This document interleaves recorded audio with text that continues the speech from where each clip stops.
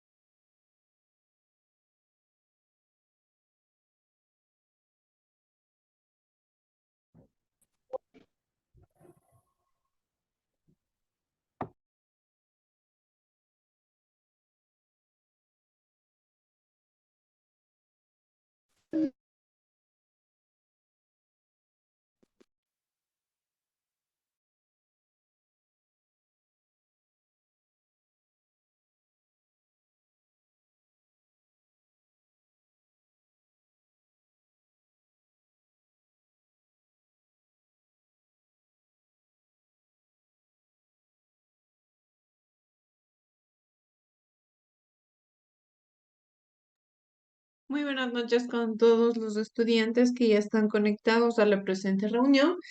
Vamos a dar inicio con nuestra clase del día de hoy, ¿sí?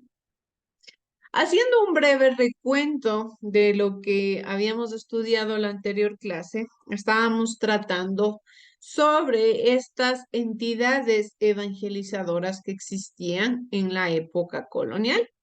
Habíamos estudiado el proceso que siguieron cada una de estas entidades, cuál fue la finalidad y de cierta manera habíamos comprendido el nexo que existió entre el ámbito educativo y la religión.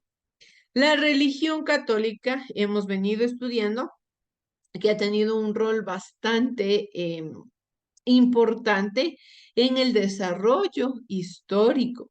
Sí, lamentablemente no ha tenido un papel positivo, pero sí,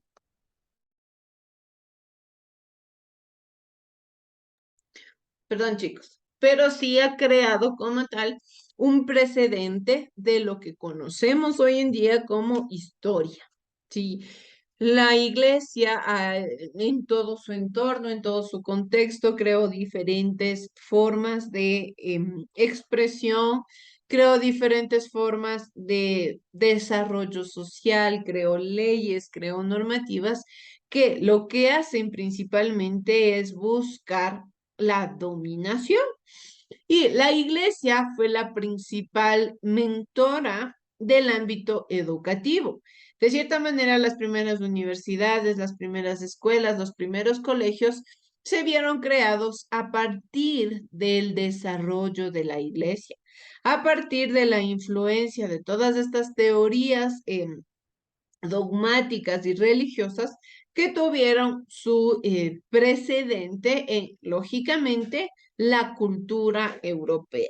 La cultura europea es la que propone este tipo de religión y hace que todas y cada una de las actividades que se realizaba en la cotidianeidad estén directamente relacionados a cumplir con las leyes de Dios, a agradarle a Dios, a ser buenos seres humanos, a cumplir con la palabra.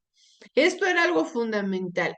Lamentablemente en esta época no es que se hablaba de Dios como actualmente lo conocemos, un Dios de amor, un Dios de paz, un Dios de benignidad, de bondad. En esta época se le hacía mucho ver a Dios como una persona de cierta manera que se enfurece, que castiga, que si no cumplen las leyes a rajatabla, enseguida venía una total crisis para la sociedad, crisis para la familia. Y de una u otra manera, esto que creaba en las personas, creaba miedo, creaba incertidumbre, creaba dudas y provocaban que de cierta forma las personas se vean obligadas a respetar estas leyes, se vean obligadas a cumplir con estas normativas. ¿Para qué? Para no tener ninguna represalia. ¿Por qué? Porque el Dios del que se les hablaba iba a castigarlos, iba a ser malo, iba a ponerles algún tipo de situación negativa. Si las personas morían, no se iban a ir al cielo, tenían que darles alguna misa para que puedan alcanzar el cielo, sino o pagar algún tipo de valor bastante fuerte a la iglesia para que éste pueda interceder por medio del muertito y que no se quede eh, en el limbo sin poder llegar a ningún lado. De cierta forma, crearon muchas ideologías, muchas ideas míticas que cambiaron la originalidad del pensamiento de los ciudadanos indígenas en la época. Dentro de este tipo de instituciones teníamos lo que era la escolástica, que nos faltó detallarle un poquito más en la anterior clase que decíamos. Aunque ya en decadencia, en Europa, durante la colonia, el paradigma de pensamiento académico en las universidades fue la escolástica. ¿Por qué se llamaba así? Se llamaba así porque consistía en la enseñanza de la filosofía y la teología en las escuelas superiores, es decir, en las universidades. Y los docentes eran los escolásticos. Aquí viene algo importante. La filosofía directamente basa su estudio. Espérenme un segundo, chicos, por favor.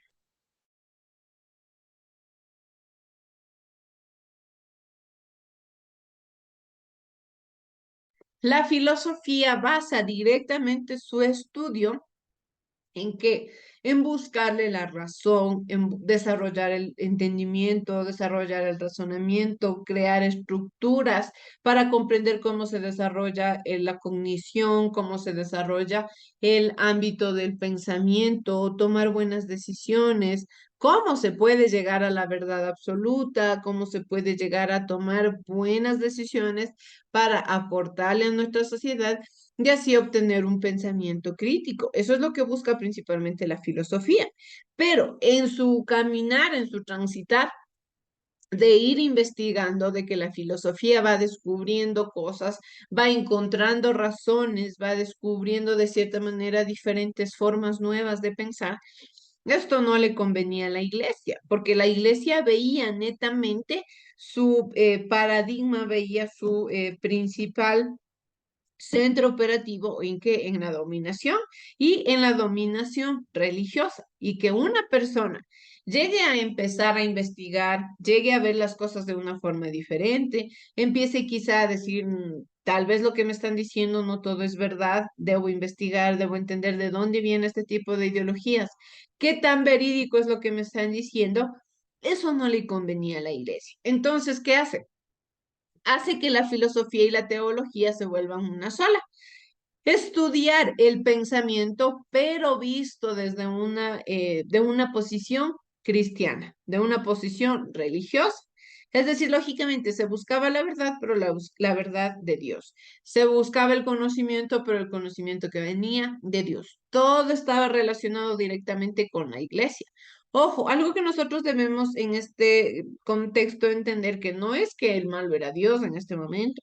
Las personas que proliferaban su palabra, las personas que creaban estos espacios, estas leyes fuertes, estas leyes discriminatorias, eran las que le hacían ver como tal a Dios, pero como tal Dios no era el que buscaba o no era el que se proponía como tal persona. El pensamiento escolástico es la interpretación cristiana de la filosofía greco-latina, en especial de Aristóteles, con el fin de comprender las verdades de la fe, ¿sí? Es decir, la fe era lo principal. Yo les mencionaba en la anterior clase que los españoles veían su potencial forma de dominación cuando los indígenas dominen la fe.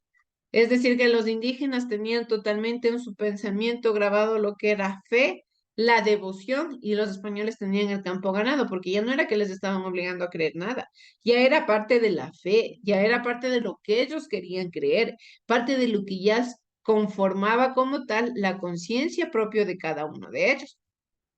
Dentro de esto, entendíamos que los escolásticos podían suscribirse a una de las tres corrientes interpretativas de los tres maestros del aristotelismo, que eran Aquino, que fue dominico, Escoto, que fue franciscano, y Francisco Suárez, que fue jesuita. Tres principales pensadores que estudiaban, de cierta manera, los fenómenos sociales, pero vistos desde un ámbito religioso, quienes eran sobre todo teólogos, cuyos pensamientos servían más como modelos a imitar que como inspiración para nuevas ideas. Eso es lo principal.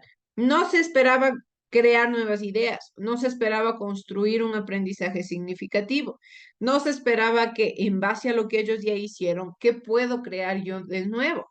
¿Qué puedo hacer yo innovador en base a estos pensamientos? Sino que si ellos dijeron esto, entonces yo también lo voy a replicar. Si ellos se movieron de esta manera, entonces yo también me voy a mover de esta manera. Si ellos estudiaron y sacaron esta conclusión, entonces yo también voy a estudiar y voy a sacar la misma conclusión. Eran modelos a imitar, más no formas de pensar diferentes, que prácticamente era un tipo de filosofía que trataban de proliferar en este tipo de sistemas, pero no era verídico ello, porque no era que estaban como tal aplicando la filosofía, que la filosofía busca la emancipación del pensamiento. En este caso solamente era un tipo de filosofía y como les engañaban de cierta manera a las personas, entonces les tenían dominadas todavía. Por sus fuertes componentes metafísicos y teológicos, la escolástica fue el espíritu imperante en la colonia, periodo en el que mantener el estatus entre la corona y la iglesia requería una justificación intelectual, así como la formación de burócratas y clérigos que garantizaban la estabilidad del orden establecido. Y había situaciones en las cuales ya no existía tanta lógica de que, por ejemplo, la iglesia esté inmersa en ciertos tipos de problemáticas. Ya no existía tanta inferencia en que la iglesia tenga tanto papel fundamental en las actividades sociales. Y esto ya iba creando algún tipo de duda en la sociedad. Entonces, para que esta duda no sea más grande, para que esta duda ya no se prolifere más, hacen que tanto las entidades educativas se relacionen con la iglesia para que nuevamente este nexo entre la política, la burocracia y la iglesia se siga manteniendo latente y no se pierda esta dominación, no se pierda este punto de que todas las personas por la falta de conocimiento, más que la falta de conocimiento, la falta de razonamiento y de discernión de las cosas, no llegaban a buenas conclusiones. De todo esto, parte también otra parte fundamental que tiene espacio en la colonia y es conocido como la estratificación social. Hemos visto ya cómo influenció el arte, cómo se desarrolló el ámbito arquitectónico, el ámbito escultural, el ámbito también ya de la educación, las principales instituciones evangelizadoras que se crean en base a la religión. Otro aspecto importante de la sociedad colonial, aparte del trabajo, aparte del arte, fue la estratificación social, es decir, la división, los grupos que se crearon en la sociedad colonial en base a diferentes tipos de lineamientos, generalmente sociales y económicos. ¿Sí? Es decir, de acuerdo a algún tipo de poder económico que tenía la persona, era el punto de inferencia y el punto principal para pertenecer o no pertenecer a algún grupo social o algún lugar o algún tipo de espacio físico como tal. Para desarrollar esta temática, vamos por favor, como ustedes saben, a ver este video que ya nos crea un primer entendimiento de lo que fue la organización social en la época colonial. Vamos a ver, por favor.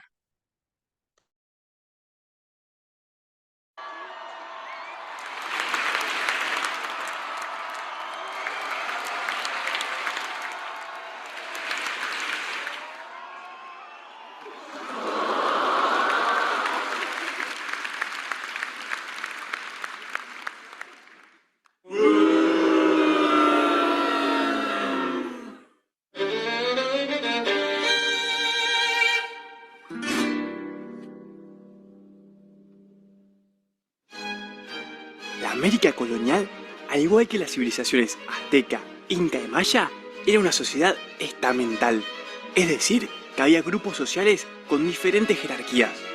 El origen de cada persona determinaba cómo uno era visto por los demás y los derechos que tenía. El sector dominante eran los considerados blancos. Este grupo estaba formado por los españoles nacidos en España, también conocidos como peninsulares, y los descendientes de españoles nacidos en América, a quien se los llamaba criollos. Los pertenecientes a este grupo eran los únicos que podían acceder a cargos políticos, es decir, que eran los que tomaban las decisiones y establecían las normas. También eran los que poseían las riquezas, ya que manejaban el comercio y la minería. Con el tiempo empezaron a acumular tierras, lo que les permitió desarrollar la agricultura y la ganadería. Aunque los criollos pertenecían a este grupo, no podían ocupar los cargos políticos más importantes, lo que generaba que haya una tensión entre ambos grupos. Los indígenas estaban por debajo de los españoles desde un punto de vista legal en la escala social. Sin embargo, existía una división entre los indígenas de los sectores dirigentes, como los caciques y los curacas, y el resto del pueblo. La mayor parte de la población indígena estaba sometida a distintas formas de explotación laboral. Al principio fueron utilizados como sirvientes, mineros y agricultores. Luego se implementó un sistema llamado encomienda, en el que los indígenas eran encomendados a un español y tenían que realizar todas las tareas que él les encomendaba. A cambio, el encomendero, es decir, el español, se comprometía a convertir a los indígenas al catolicismo. En los Andes surgió una forma de explotación particular denominada mita. ¿Les suena? La mita implicaba que grandes grupos aborígenes tuvieran que dejar su pueblo para ir a trabajar en diferentes actividades, en particular la minería. Muchas de las actividades eran muy duras y malas para la salud. Los europeos estaban en la búsqueda de mano de obra que pudiese trabajar en las plantaciones y la minería, ya que luego de su llegada al continente americano, la población de nativos había disminuido drásticamente. Es así que empezaron a comprar esclavos en África y llevarlos para América. Alrededor de 10 millones de africanos fueron despojados de su hogar y llevados al continente americano. La mayoría iba hacia el Caribe y Brasil, donde había grandes plantaciones de caña de azúcar y cacao en las que los hacían trabajar. El esclavo era considerado propiedad del amo, quien podía hacer con él lo que quisiera, ya que no tenían derechos. Eran obligados a trabajar muchas horas por día sin descanso y en condiciones muy duras. Es por eso que tenían una expectativa de vida muy corta, es decir, que morían muy jóvenes. Para huir de estas situaciones, algunos esclavos se escapaban de sus amos y se convertían en fugitivos, o bien ahorraban durante mucho tiempo para poder comprar su libertad. Cuando estos grupos, los blancos, indígenas y africanos, comenzaron a entrecruzarse, surgieron otros nuevos. Los nacidos en la mezcla entre estos grupos recibían distintos nombres. A una persona nacida del mestizaje entre un afrodescendiente y un indígena se lo conocía como sambo. Al hijo de un indígena y una blanca se lo llamaba mestizo. Y al hijo de un afrodescendiente y un blanco se lo llamaba mulato. Se usaron una inmensa variedad de nombres para nombrar a los hijos de las diferentes combinaciones posibles. Y muchos de ellos pocos amistosos. Como los españoles y criollos eran considerados la clase dominante, quienes tenían más ascendentes blancos en su familia tenían una mayor posibilidad de acceder a una buena posición social. Por el contrario, quienes no tenían esos orígenes sufrían desventajas y eran tratados con inferioridad. En las civilizaciones originarias no existían grandes diferencias en los roles y tareas que desempeñaban las mujeres y los hombres. Cuando los españoles llegaron a América, esto cambió. La mujer quedó subordinada al hombre, ya que había perdido varios derechos, como por ejemplo, ser dueña de su casa.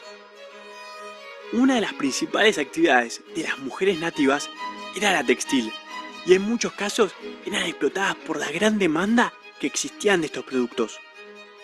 Las mujeres españolas y criollas se ocuparon de cuidar el hogar y la vida doméstica. Por suerte, nuestra sociedad en América cambió mucho desde aquella época y hoy en día todos tenemos los mismos derechos sin importar nuestro origen o nuestro género.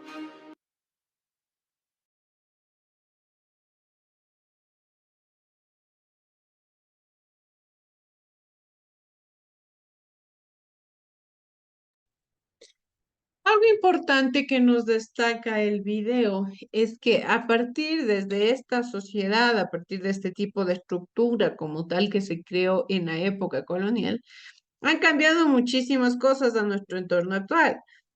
Gracias al avance que se ha tenido en el ámbito social, ya no existe como tal la esclavización, ya no existe como tal la división, que la desigualdad todavía se mantiene latente. Eso es algo que lamentablemente quizá en algún día se pueda erradicar, pero como tal ya no es algo que se desarrolle de la misma manera. Vamos a ir detallando entonces lo que nos dice el texto. Las actividades económica, educativa y artística en la colonia, que las hemos estudiado hasta ahora, tuvieron como finalidad el dominio de un grupo social sobre los demás. No existía más finalidad que el dominio de los españoles ante los indígenas. Era la principal finalidad que se tenía en todas y en cada una de las actividades. Yo les decía, los españoles no pierden ningún método, ni ningún espacio, ni ningún lugar para poder dominar. Si podían ver que desde el arte dominaban, pues lo hacían, desde la religión lo hacían, desde la educación lo hacían, desde el ámbito político lo hacían aún con más razón. Todo el tiempo estuvieron buscando espacios de dominación. Y lógicamente, si es que hablamos de dominación, estamos entendiendo que domina una persona con poder político o poder económico sobre otra con menos poder dentro de la sociedad.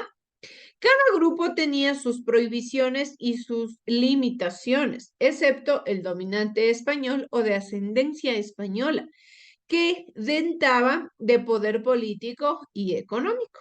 ¿Sí?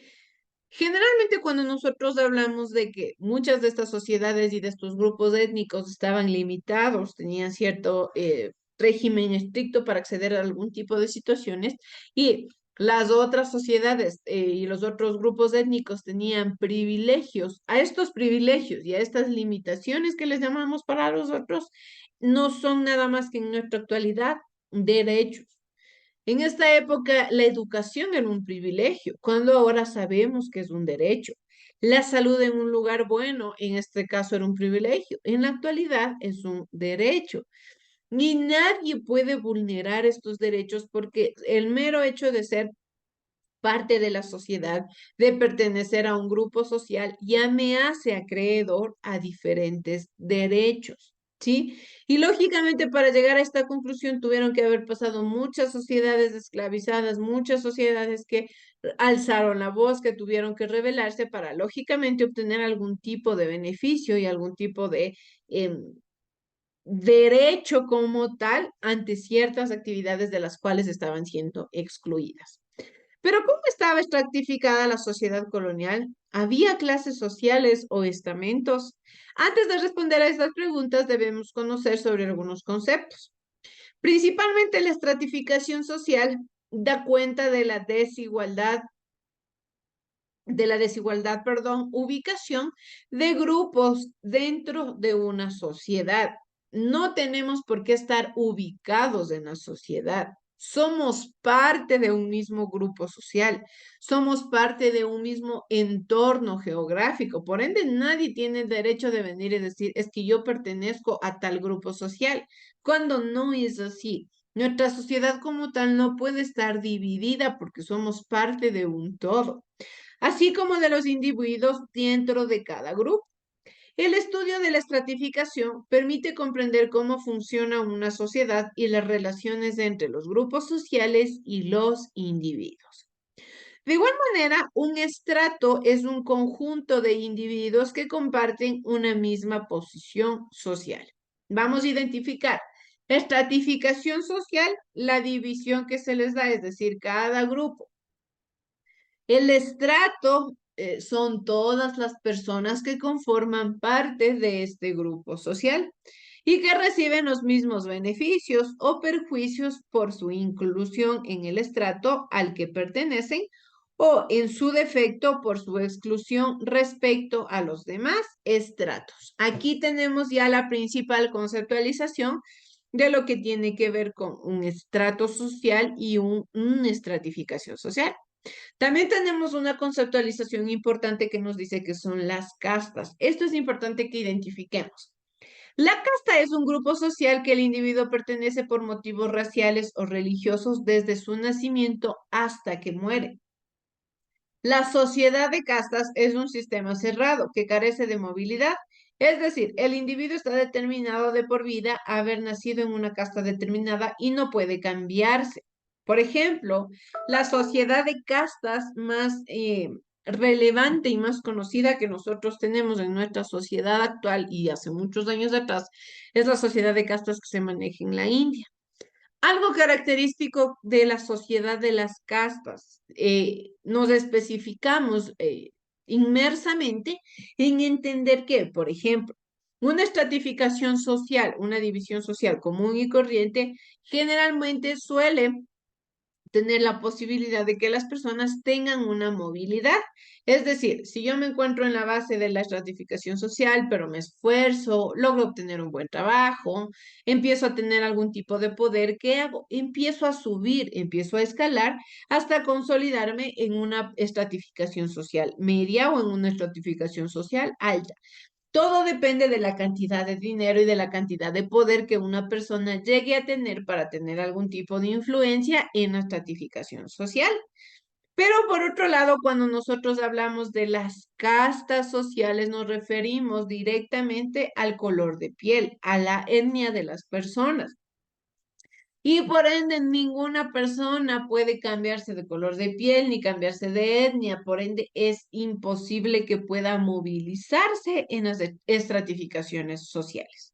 Y lamentablemente, en muchos de estos aspectos, en muchos de estos sistemas sociales, existía este tipo de divisiones. Existía estos lineamientos en los cuales a las personas que estaban destinadas quizá a nacer con piel trigueña, con piel morena, con piel negra, estaban directamente direccionados a vivir de esclavos. ¿Por qué? Porque ya habían nacido así y era la vida que les había tocado vivir de cierta manera. Cuando nosotros hablamos de la casta, estamento y clase social, hablamos de que la movilidad social es la capacidad de un individuo de cambiar sus condiciones socioeconómicas, bien sea dentro de su propio grupo, conocido como movilidad horizontal, como para desplazarse hacia otro, conocido como movilidad vertical. De la posibilidad de movilidad que ofrece una sociedad depende de la clasificación de los grupos por castas, estamentos o clases sociales. Ya habíamos explicado, en el caso de las estratificaciones sociales divididas por castas, era muy poca la probabilidad de que las personas puedan tener algún tipo de movilidad dentro de los grupos sociales, porque no podían cambiarse de color de piel, ni cambiarse de etnia, ni cambiar sus raíces culturales. A diferencia de cuando se habla de una diferenciación por dinero, por estratos sociales, por estatus dentro del grupo social, que generalmente una persona puede llegar a tener influencias, llegar a tener dinero y moverse dentro del círculo social. El sistema de estratificación social durante la colonia fue mixto, pues se puede entender desde los conceptos de estamento y casta. ¿Qué era un estamento? Al igual que las castas, los estamentos son grupos cerrados en los que se accede fundamentalmente por nacimiento, con la diferencia de que la pertenencia está determinada, no por condiciones raciales o religiosas, sino por razones socioeconómicas, políticas, culturales y profesionales. Aunque ofrecen poca movilidad social, se puede pasar de un grupo a otro a través de méritos o compra de títulos nobiliarios. Ejemplo de este tipo de sociedad es el régimen absolutista europeo. como yo les decía. Generalmente en los estamentos una persona que hacía todos los méritos posibles conseguía el dinero de donde sea para poder pertenecer. Y que ojo, en esta época la gente moría por pertenecer a algún tipo de estrato social alto. ¿Por qué? Porque les digo que accedían a muchos privilegios que se les considera en esta época, pero ya hemos entendido que no eran privilegios, eran actividades que eran innatamente relevantes a una vida social normal, cosas que normalmente necesita un ser humano para vivir. En este tipo de situaciones, en este tipo de regímenes, se hablaba de generalmente de una división y de una afiliación directa a privilegio, ¿sí? De igual manera, cuando nosotros nos referimos a lo que es una clase social, entendemos que la sociedad de clases es el tipo de estratificación en que la pertenencia a un grupo está determinado por criterios económicos. Esto es según la cantidad de propiedades o poder adquisitivo, es decir, la cantidad de dinero que se tiene dentro del grupo social. ¿Sí? Eso es una clase social. Cuando se tiene dinero, cuando se tiene propiedades, cuando se tiene poder, ahí nos identificamos o nos ubicamos en cierto tipo de lugar de la clase social. Propio de la sociedad industrial moderna, el sistema de las clases ofrece una mayor movilidad que los estamentos y castas. Aunque la herencia suele ser un mecanismo de garantizar la permanencia de familias y grupos dentro de los privilegiados, no obstante, al menos legalmente, todos los individuos tienen la posibilidad de ascender socialmente. No vamos a olvidarnos de eso. Cuando hablamos de clases sociales, de tener dinero, de tener poder, todas las personas pueden tener movilidad social. Cuando hablamos de estamentos, ¿sí? La gente hace méritos para obtener títulos, para obtener cierto tipo de requisitos que requieren los estamentos, generalmente profesionales, ¿sí? Y por otro lado, el tipo de división social por castas se especifica netamente en desarrollar la división por grupos direccionado por la etnia, ¿sí? Direccionado por el color de piel. Vamos a repetir. Clase social, lugar donde las personas se mueven eminentemente teniendo dinero o teniendo poder. Los estamentos, la gente hace méritos para entrar a los estamentos, profesionales generalmente. Y del de castas, la gente por el color de piel ya nace destinado a pertenecer a un grupo social. Y lógicamente está de más decir que dentro de la sociedad de castas, solamente las personas con color de piel blanco, con color de piel claro, eran las que tenían más poder, a diferencia del color de piel moreno o negro, que era también relevante dentro de la época. Pero es importante que nosotros entendamos lo fundamental del comprender a la sociedad de castas. Por ello, vamos por favor a ver el siguiente video que nos habla sobre el mestizaje y las castas en la época colonial. Veamos por favor. Durante el siglo XVI, en la época colonial, se consolidaron los diferentes grupos sociales, cada uno con su modo de vida propia, por su origen, es decir, por el lugar de nacimiento y su color de piel. Veamos cuáles fueron. En la clase superior se encontraban los blancos españoles, los nacidos en España, llamados peninsulares. Eran el grupo dominante, entre ellos había virreyes, gobernadores, obispos, jueces, militares de altos rangos y comerciantes monopolistas. Se preocupaban mucho por la pureza de la sangre y las apariencias. No tomaban sol para que no se obscureciera el color de piel. arreglaban los casamientos de sus hijos con jóvenes de otras familias ricas españolas. Los criollos eran hijos de los españoles y habían nacido en América. La mayor parte de ellos eran comerciantes o hacendados. Su acceso a cargos políticos o de administración colonial era limitado, lo mismo que el ingreso al ejército. Podían ingresar a la vida religiosa, pero sin aspirar a ocupar altos cargos en la jerarquía eclesiástica. También se identificaron con el paisaje y sus riquezas naturales, así con su cultura, la comida, el arte y la música. Los mestizos. En un sentido muy amplio, la palabra mestizo hace referencia a los hijos de padres de diferente origen étnico. Una manera mejor de poder entender el término mestizo es que se reservó para designar a aquellos que eran hijos de españoles con indígenas. Una situación más común que podemos encontrar era que el padre fuera español y la madre indígena. Otra de las características importantes fue su vestimenta.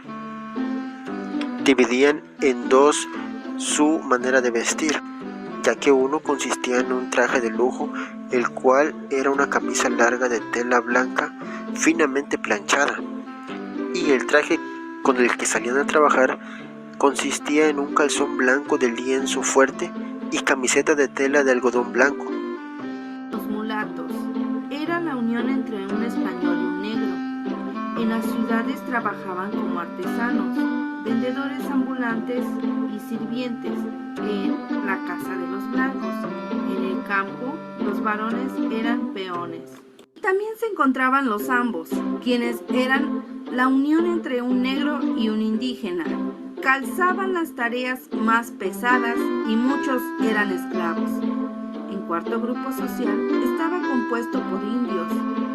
Ellos estaban obligados para trabajar para los españoles y a pagar un impuesto a la corona.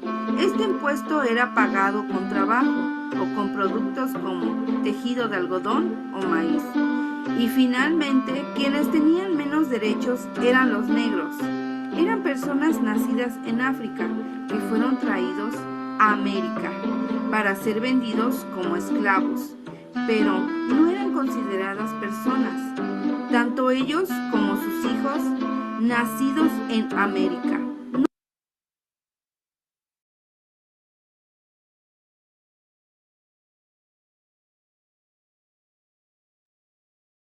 Cuando hemos desarrollado los tipos de grupos sociales que se ubicaron dentro de la época colonial, vamos a dividir en el primer estamento, que estaban blancos españoles que dentaban de poder político, como virreyes, capitanes, generales.